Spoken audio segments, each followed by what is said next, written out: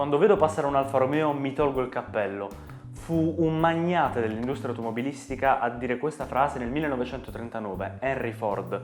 Chiaramente, come avrete capito dal titolo di questo video, non ci concentreremo su Ford, ma dato che settimana scorsa abbiamo terminato il nostro capitolo dedicato alla storia di Abarth e dei suoi modelli più leggendari per la nostra serie Matching Numbers, oggi partiamo con un nuovo interessantissimo capitolo, la storia di Alfa Romeo. La storia di Alfa ha inizio nel 1906, quando la società italiana automobili Darracq produceva a Milano, al Portello, delle vetture francesi su licenza dell'omonima casa. Nel 1909 entrò in liquidazione a causa delle scarse vendite e venne successivamente rilevata, il 24 giugno 1910, da un gruppo di imprenditori che per darle un nuovo inizio, richiamando la prima lettera dell'alfabeto greco, le dettero il nome Alfa, Anonima Lombarda Fabbrica Automobili. Riprogettarono le vetture Darracq per il mercato italiano e con il progettista Giuseppe Merosi diedero vita alla prima Alfa, la 24 HP, e al primo logo, un biscione simbolo del ducato milanese dei Visconti e la croce rossa su sfondo bianco, simbolo della città. La prima auto fu robusta e con una buona potenza, 42 cavalli, capace di fare i 100 km/h. Non male per il 1910, Tra l'altro era un'auto col telaio nudo che poteva essere carrozzata a piacimento dalla clientela, da maestri della carrozzeria italiana come Castagna.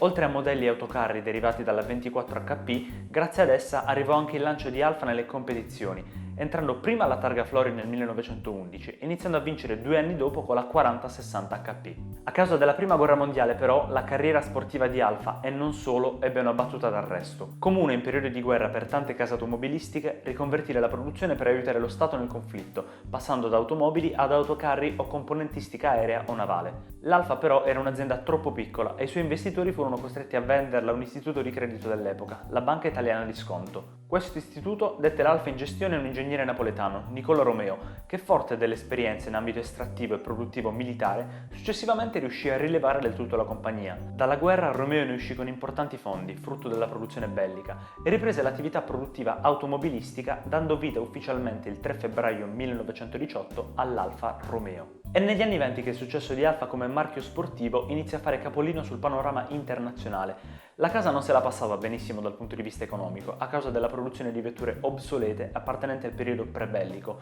e le nuove prodotte erano fiscalmente svantaggiose per gli italiani. Nacque così la RL, un'auto che in un primo momento fu accolta con disinteresse in Italia, ma divenne ben presto importante.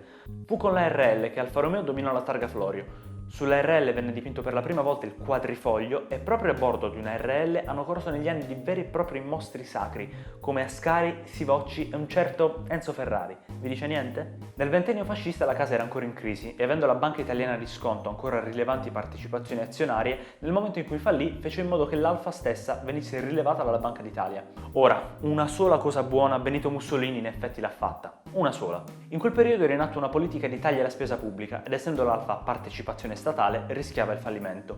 Mussolini vide però nel successo del motorsport di Alfa una bella rilevanza per l'Italia stessa in ambito internazionale e decise di salvare la compagnia. In un'era in cui le stradaie Alfa avevano vendite povere, fu la figura di Vittorio Iano che lasciò Fiat a rilanciare il biscione nelle competizioni, progettando la P2. Non la conoscete? Beh, fatevi un giro su internet e scoprirete che dalla P2 derivò la leggendaria 6C, quella che in varie declinazioni riuscì ad aggiudicarsi tre edizioni consecutive della 1000 miglia. Nel 28, nel 29 con Campari e nel 1930 con quello che probabilmente è ancora considerato tra i migliori piloti di tutti i tempi, l'unico, inimitabile, il mantovano volante Tazio Nuvolari. Nonostante la crisi del 29, Alfa riuscì ancora una volta salvata dallo Stato a sopravvivere anche agli anni 30, con modelli elegantissimi come 6C e 8C. Se nei 30 le stelle d'argento tedesche iniziarono a dominare e Iano fu allontanato, fu in questo periodo che Alfa iniziò a produrre, fino agli anni 60, autocarri e mezzi di trasporto pubblico e riscosse un degno successo. La dimostrazione? Andate in Etiopia, che all'epoca era una colonia italiana, e vedrete che ancora oggi si usa il termine Romeo per indicare un affidabile autocarro. Sempre negli anni 30 le competizioni di Alfa furono ufficialmente affidate alla scuderia Ferrari e il connubio del Drake con il biscione durò fino al 1939, quando ormai tutto andava sotto il nome di Alfa Corse. In questo periodo però un'altra guerra ben più devastante della precedente coinvolse l'Italia e intersecò la timeline della storia Alfa Romeo.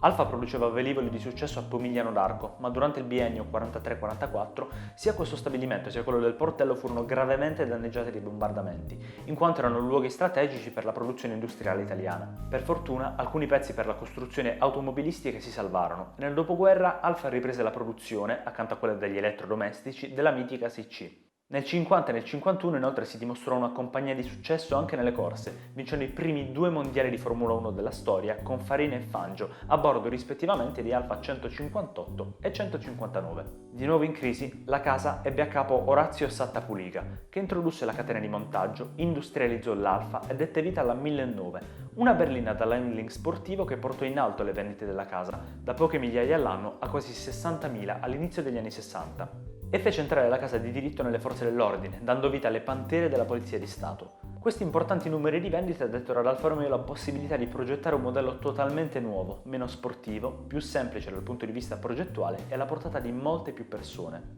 Nacque così la fidanzata d'Italia, la Giulietta, un'auto entrata talmente tanto nella storia e nel cuore degli italiani a dar vita ad una nuova popolazione, gli alfisti. Il boom degli anni 60 portò con sé la richiesta di vetture di fascia medio-alta e così, con lo sviluppo del centro sperimentale di Balocco e del nuovo stabilimento di Arese, nacque nel 1962 la Giulia, un'auto raffinata con un bialbero 1600 e ideata in Galleria del Vento. Una vera e propria rivoluzione. Ricordatevi, questa fu l'epoca d'oro per Alfa Romeo. Fu in quest'era che nacquero vere e proprie leggende riconosciute a livello mondiale.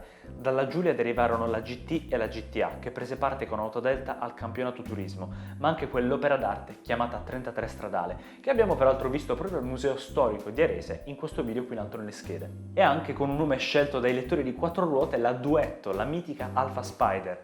Bertone, Zagato, Pininfarina e Giugiaro firmarono alcuni tra i modelli più celebri di Alfa, ma c'è anche un risvolto nobile che vede nello stabilimento di Pomigliano d'Arco in Campania una prova di Alfa nel cercare di ridurre il gap tra nord e sud Italia, permettendo a molte persone di restare nel meridione e di non essere così costrette ad emigrare per cercare lavoro. Nel 72 nacque l'Alfa Sud, un nome evocativo per una piccola vettura con motore boxer e trazione anteriore, per molte più tasche di prima. Contrariamente a questi presupposti, però, Alfa non se la passò bene nemmeno negli anni 70, a causa della crisi petrolifera, di vetture di non esagerato successo come l'Alfa 6, della loro scarsa qualità costruttiva e grande obsolescenza progettuale, e della rivalità nascente delle auto onnipresenti della Germania. Gli anni 80 furono un po' un'epoca di contrasti tra flop, difficoltà economiche e successi senza precedenti. Certo, nacque l'Arna, un'auto disegnata dai giapponesi e progettata dai costruttori italiani. Fate 2 più 2 e capirete perché è ancora oggi considerato il punto più basso della storia del Alfa Romeo. Ma fu proprio negli 80s che videro alla luce miti moderni come la 33 e la 75, chiamata così per il 75esimo anniversario della casa, nonché ultima Alfa del Novecento a trazione posteriore. Fu sempre in questo periodo, nel 1986, che l'azienda fu acquisita da Fiat per far fronte a tempi economicamente duri. Non tutti i mali vengono per nuocere però, perché con il matrimonio Fiat e il pianale Tipo 4, insieme alla Croma, alla Tema e alla Saab 9000, nacque la stupenda Ammiraglia 164. Nei 90 arrivarono modelli come la 145 e la 146, ma furono altri 2 modelli in particolare a far risplendere il marchio. La 155 sul pianale Tipo 2 di Fiat Tempra e Lanciadedra dominò letteralmente il superturismo e il DTM con Larini e Nannini, ma anche il BTCC con Tarquini, regalando agli appassionati di corse momenti semplicemente memorabili. E anche la 156, una vera rottura con il passato firmata De Silva, che riscosse grande successo sulle strade europee e non solo, partecipando ai campionati di turismo con Giovanardi e Tarquini. E arriviamo ad oggi, agli anni 0 e 10 del 2000. Prima con la 147 e la 159, poi con la Mite e la Giulietta, con non poche critiche, l'Alfa Romeo è riuscita a rimanere impressa nel mercato italiano ed europeo. Tra tanti appassionati che recriminano al marchio del Biscione la mancanza di un vero cuore sportivo. Non vanno dimenticate però delle vere perle dell'era moderna, come la 8C Competizione, la maneggevole 4C, ma anche la Brera e la 147 GTA. Tutte auto memorabili seppur in un contesto molto poco favorevole. L'epoca attuale di Alfa la conosciamo bene con la favolosa Giulia e la nuova Stelvio, ma per quanto siano delle vetture dinamicamente eccezionali è ancora presto per giudicare il loro successo nella storia alfista. Per questo nuovo, emozionante capitolo della storia di Alfa Romeo direi quindi che è il caso di rivederci fra almeno 30 anni sempre qui sul canale di WeDrive. Prima di salutarci una curiosità. Molti sanno dei legami tra Fiat e la Juventus. Pochi, quasi nessuno a dire il vero, sa che esisteva una vera e propria squadra di calcio del Biscione. Il gruppo calcio Alfa Romeo fu una squadra che nacque nel 1936 come dopolavoro per gli operai, che giocavano in un campo di calcio vicino al portello, e dal 37 al 42 giocò in Serie C. Una storia breve, non segnata da particolari successi, ma una chicca che andava assolutamente menzionata.